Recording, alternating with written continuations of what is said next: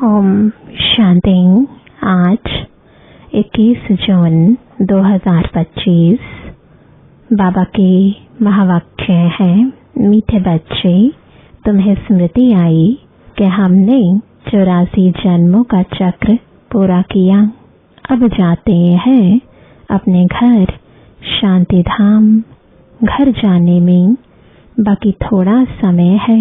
प्रश्न है, जिन बच्चों को घर चलने की स्मृति रहती है उनकी निशानी क्या होगी? उत्तर है, वह इस पुरानी दुनिया को देखते हुए भी नहीं देखेंगे। उन्हें बेहद का वैराग्य होगा। धंधे धोरी में रहते भी हल्के रहेंगे। इधर उधर झरमुई झगमुई की बातों में अपना समय बर्बाद नहीं करेंगे। अपने को इस दुनिया में मेहमान समझेंगे। ओम शांति। सिर्फ तुम संगम युगी ब्राह्मण बच्चे ही जानते हो कि हम थोड़े समय के लिए इस पुरानी दुनिया के मेहमान हैं। तुम्हारा सच्चा घर है शांति धाम। उनको ही मनुष्य बहुत याद करते हैं। मन को शांति मिले, परंतु मन क्या है, शांति क्या है, हमको मिलेगी कहाँ से, कुछ भी समझते नहीं है। तुम जानते हो अभी अपने घर जाने के लिए बाकी थोड़ा समय है। सारी दुनिया के मनुष्य मात्र नंबरवार वहाँ जाएंगे। वह है शांति धाम और यह है दुख धाम। यह याद करना तो सहज है ना। कोई भी बूढ़े हो व जवान हो, यह तो याद कर सकते हो ना। इनमें सारे सृष्टि का ज्ञान आ जाता है। सारी डिटेल बुद्धि में आ जाती है। अभी तुम संगम युग पर बैठे हो, यह बुद्धि में रहता है। हम जा रहे हैं शांति धाम ड्रामा प्लान अनुसार। यह बुद्धि में रहने से तुमको खुशी होगी, स्मृति रहेगी। हमको अपने 84 जन्मों की स्मृति आई है। वह भक्ति मार्ग अलग है। यह है ज्ञान मार्ग की बातें। बाप समझा रहे हैं, मीठे बच्चों, अब अपना घर याद आता है। कितना सुनते रहते हो, इतनी ढेर बातें सुनते हो। एक यही है कि अभी हम शांति धाम जाएंगे, फिर सुख धाम आएंगे। बाप आया ही है पावन दुनिया में ले जाने के लिए। सुख धाम में भी आत्माएं सुख और शांति में रहती हैं। शांति धाम में सिर्फ शांति है। यहाँ तो बहुत हंगामा है ना। यहाँ मधुबन से तुम जाएंगे अपने घर में तो बुद्धि झरमुई झगमुई अपने धंधे आदि तरफ चली जाएगी। यहाँ तुम वह झंझट नहीं रहती। तुम जानते हो हम आत्माएं हैं ही शांति धाम की निवासी। यहाँ हम पाठधारी बने हैं और कोई को यह पता नहीं कि हम पाठधारी कैसे हैं। तुम बच्चों को ही बाप आकर पढ़ाते हैं। कोटों में कोई पढ़ते हैं, सब तो नहीं पढ़ेंगे। तुम अभी कितने समझदार बनते हो। पहले बेसमझ थे, अभी तो देखो लड़ाई झगड़ा आदि कितना है। इनको क्या कहेंगे? हम आपस में भाई भाई हैं, वो भूल गए हैं। भाई भाई कभी खून करते हैं क्या? हाँ, खून करते भी हैं तो सिर्फ मिल्कियत के लिए। अभी तुम जानते हो हम सब एक बाप के बच्चे भाई भाई हैं। तुम प्रैक्टिकल में समझते हो हम आत्माओं को बाबा आकर पढ़ाते हैं। 5000 वर्ष पहले मुआफिक हमको पढ़ाते हैं, क्योंकि वह ज्ञान का सागर है। इस पढ़ाई को और कोई भी नहीं जानते। यह भी तुम बच्चे जानते हो, बाप ही स्वर्ग का रचयिता है। सृष्टि को रचने वाला नहीं कहेंगे, सृष्टि तो अनादि है ही। स्वर्ग को रचने वाला कहेंगे, वहाँ और कोई खंड नहीं था। यहाँ तो बहुत खंड है। कोई समय था जबकि एक ही धर्म था, एक ही खंड था। पीछे फिर वैरायटी धर्म आए हैं। अभी बुद्धि में बैठता है कि वैरायटी धर्म कैसे आते हैं। पहला पहला आदि सनातन देवी देवता धर्म है। सनातन धर्म भी यहाँ कहते हैं, परंतु अर्थ तुम कुछ समझते नहीं। तुम सब आदि सनातन देवी देवता धर्म के हो, सिर्फ पतित बन गए हो। सत प्रधान से सतो रजो तमो होते गए हो। तुम समझते हो आदि सनातन देवी देवता धर्म के हैं। हम बहुत पवित्र थे, अभी पतित बने हैं। तुमने बाप से वर्षा लिया था पवित्र दुनिया के मालिक बनने का। समझते हो हम पहले पहले पवित्र गृहस्थ धर्म के थे। अभी ड्रामा के प्लान अनुसार रावण राज्य में हम पतित प्रवृत्ति मार्ग के बन गए हैं। तुम ही पुकारते हो, हे पतित पावन, हमको सुख धाम में ले जाओ। कल की बात है, कल तुम पवित्र थे, आज अपवित्र बन पुकारते हो। आत्मा पतित हो गई है, आत्मा पुकारती है, बाबा आकर हमको फिर से पावन बनाओ। बाप कहते हैं, अभी यह अंतिम जन्म पवित्र बनो, फिर तुम 21 जन्म के लिए बहुत सुखी हो जाएंगे। बाबा तो बहुत अच्छी बातें सुनाते हैं, बुरी चीज छुड़ाते हैं। तुम देवता थे ना, अब फिर बनना है, पवित्र बनो। कितना सहज है, कमाई बहुत भारी है। तुम बच्चों की बुद्धि में है, शिव बाबा आया है, हर 5000 वर्ष बाद आते हैं। पुरानी दुनिया से नई होती है जरूर, यह कोई और बता ना सके। शास्त्रों में कलयुग की आयु बहुत लंबी कर दी है। यह है सारी भावी ड्रामा की। अभी तुम बच्चे पापों से मुक्त होने का पुरुषार्थ करते हो। ध्यान रहे और कोई पाप ना हो जाए। देह अभिमान में आने से ही फिर और विकार आते हैं, जिससे पाप होते हैं। इसलिए भूतों को भगाना पड़ता है। इस दुनिया की कोई भी चीज में मोह ना हो। इस पुरानी दुनिया से वैराग्य हो। भल देखते हो पुराने घर में रहे पड़े हो, परंतु बुद्धि नई दुनिया में लगी हुई है। जब नए घर में जाएंगे तो नए को ही देखेंगे। जब तक यह पुराना घर खत्म हो, तब तक आंखों से पुराने को देखते हुए याद नए को करना है। कोई भी ऐसा काम नहीं करना है जो फिर पछताना पड़े। आज फलाने को दुख दिया, यह पाप किया। बाबा से पूछ सकते हो, बाबा यह पाप है, गुटखा क्यों खाना चाहिए? पूछेंगे नहीं तो गुटखा खाते रहेंगे। बाबा से पूछेंगे तो बाबा झट हल्का कर देंगे। तुम बहुत भारी हो, पापों का बोझा बड़ा भारी है। 21 जन्म फिर पापों से हल्के हो जाएंगे। जन्म जन्मांतर का सिर पर बोझा है, जितना याद में रहेंगे हल्के होते जाएंगे। खाद निकलती जाएगी और खुशी चढ़ जाएगी।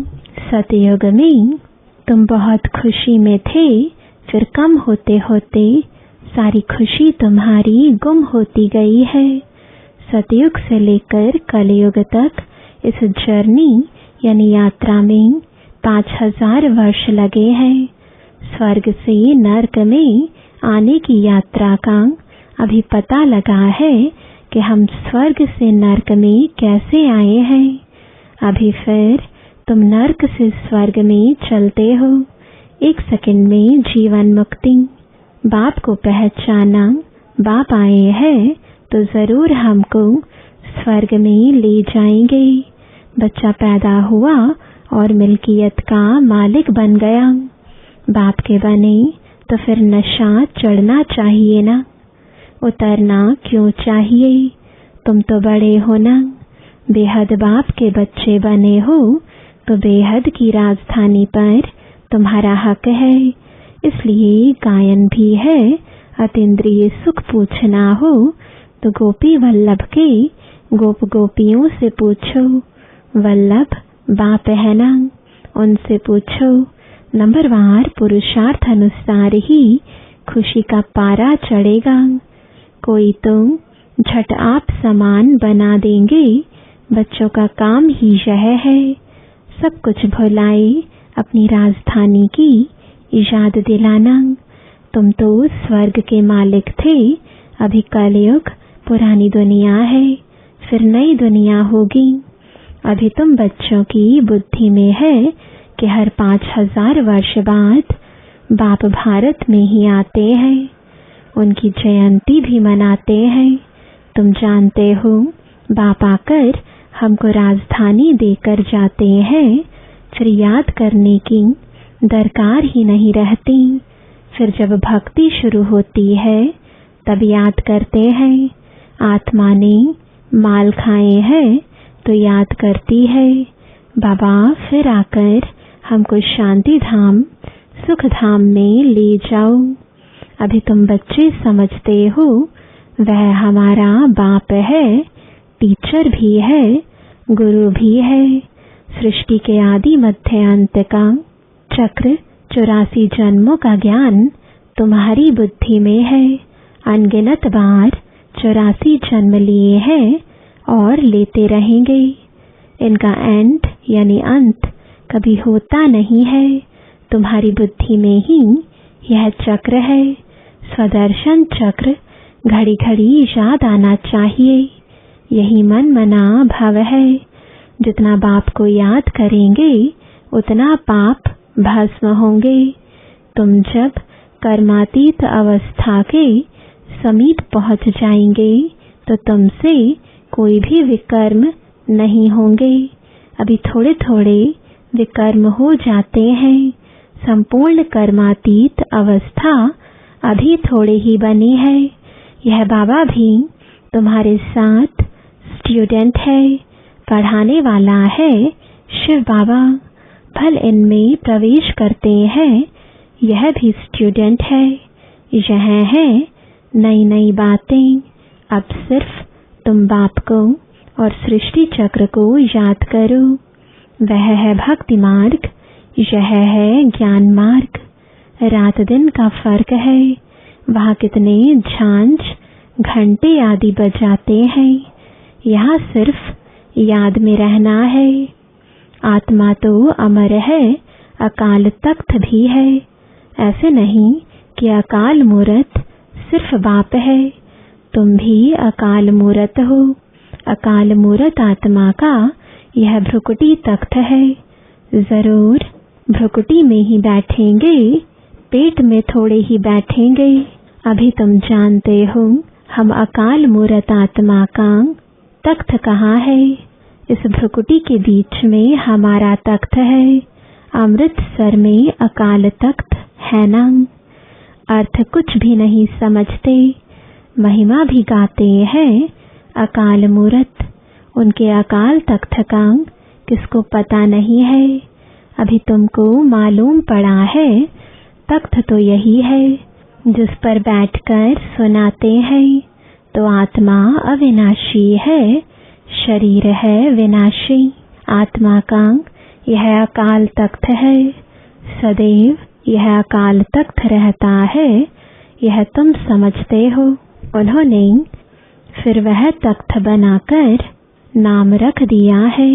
वास्तव में अकाल आत्मा तो यहाँ बैठी है। तुम बच्चों की बुद्धि में अर्थ है एक ओंकार, इनका अर्थ तुम समझते हो। मनुष्य मंदिरों में जाकर कहते हैं अच्युतम केशवम, अर्थ कुछ नहीं, ऐसे ही स्तुति करते रहते हैं।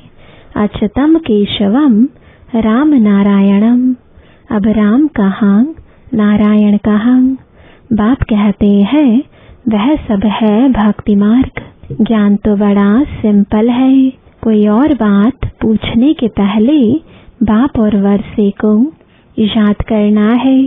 वह मेहनत कोई से होती नहीं है, भूल जाते हैं। एक नाटक भी है, माया ऐसे करती, भगवान ऐसे करते हैं। तुम बाप को याद करते हो, माया तुमको और तूफान में ले जाती है। माया का फरमान है रुस्तम से रुस्तम होकर लड़ो। तुम सब लड़ाई के मैदान में हो। जानते हो इनमें किस किस प्रकार के योद्धे हैं। कोई तो बहुत कमजोर है, कोई मध्यम कमजोर है, कोई तो फिर तीखे है। सभी माया से युद्ध करने वाले हैं। गुप्त ही गुप्त, अंडरग्राउंड। वे भी अंडरग्राउंड बॉम्ब्स की ट्रायल करते हैं। यह भी तुम बच्चे जानते हो। अपनी मौत के लिए सब कुछ कर रहे हैं।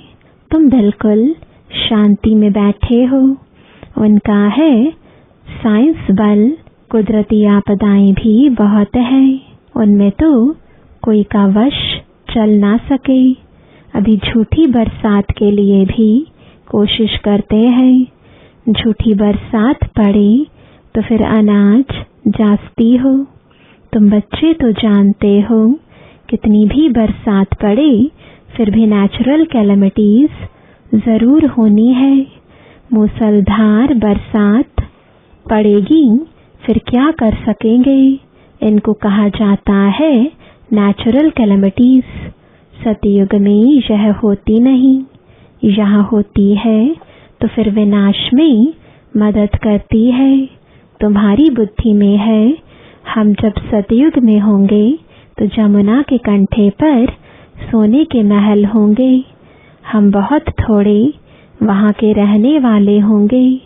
कल्प कल्प ऐसे होता रहता है। पहले थोड़े होते हैं, फिर झाड़ बढ़ता है। वहाँ कोई भी गंदगी की चीज होती ही नहीं। यहाँ तो देखो चिड़िया भी गंध करती रहती। वहाँ गंदगी की बात नहीं। उनको कहा ही जाता है हेवन। अभी तुम समझते हो हम यह देवता बनते हैं तो अंदर में कितनी खुशी होनी चाहिए। माया रूपी जन्म से बचने के लिए बाप कहते हैं तुम बच्चे इस रूहानी धंधे में लग जाओ। मनमना भव, बस इसमें ही जिन्न बन जाओ। जिन्न का मिसाल देते हैं ना, कहा काम दो तो बाबा भी काम देते हैं, नहीं तो माया खा जाएगी। बाप का पूरा मददगार बनना है। अकेला बाप तो नहीं करेगा। बाप तो राज्य भी नहीं करता है, तुम सर्विस करते हो। राजाई भी तुम्हारे लिए ही है। बाप कहते हैं मैं भी मगध देश में आता हूँ। माया भी मगरमच्छ है, कितने महारथियों को हपकर खा जाती है। यह सब है दुश्मन। जैसे मेंढक का दुश्मन सर्प होता है ना, तुमको मालूम है ऐसे तुम्हारी दुश्मन है माया। अच्छा, मीठे मीठे सिकिलदे बच्चों प्रति माता पिता बाप दादा का याद प्यार और गुड मॉर्निंग। रूहानी बाप की रूहानी बच्चों को नमस्ते। रूहानी बच्चों की रूहानी बाप दादा को गुड मॉर्निंग और नमस्ते। धारणा के लिए मुख्य सार है, पहला, स्वयं को पापों से मुक्त करने का पुरुषार्थ करना है। देह अभिमान में कभी नहीं आना है। इस दुनिया की कोई भी चीज में मोह नहीं रखना है। दूसरा, माया रूपी जन्म से बचने के लिए बुद्धि को रूहानी धंधे में बिजी रखना है। बाप का पूरा पूरा मददगार बनना है। वरदान है, सर्व खजानों को समय पर यूज कर निरंतर खुशी का अनुभव करने वाले खुशनसीब आत्मा भव। बाप दादा द्वारा ब्राह्मण जन्म होते ही सारे दिन के लिए अनेक श्रेष्ठ खुशी के खजाने प्राप्त होते हैं। इसलिए आपके नाम से ही अब तक अनेक भक्त अल्पकाल की खुशी में आ जाते हैं। आपके जड़ चित्रों को देखकर खुशी में नाचने लगते हैं। ऐसे आप सब खुश नसीब हो। बहुत खजाने मिले हैं, लेकिन सिर्फ समय पर यूज करो। चाबी को सदा सामने रखो, अर्थात सदा स्मृति में रखो और स्मृति को स्वरूप में लाओ, तो निरंतर खुशी का अनुभव होता रहेगा। स्लोगन है, बाप की श्रेष्ठ आशाओं का दीपक जगाने वाले ही कुल दीपक है। आज का अव्यक्त इशारा, आत्मिक स्थिति में रहने का अभ्यास करो, अंतर्मुखी बनो। आत्मिक स्थिति में रहे बाहर मुखता को छोड़ दो तो मेहनत से छूट जाएंगे और अनुभवों के सागर में समा जाएंगे। एक दो अनुभव नहीं, अथाह है। एक दो अनुभव करके अनुभव के तालाब में नहीं नहाओ। सागर के बच्चे अनुभवों के सागर में समा जाओ। ओम शांति।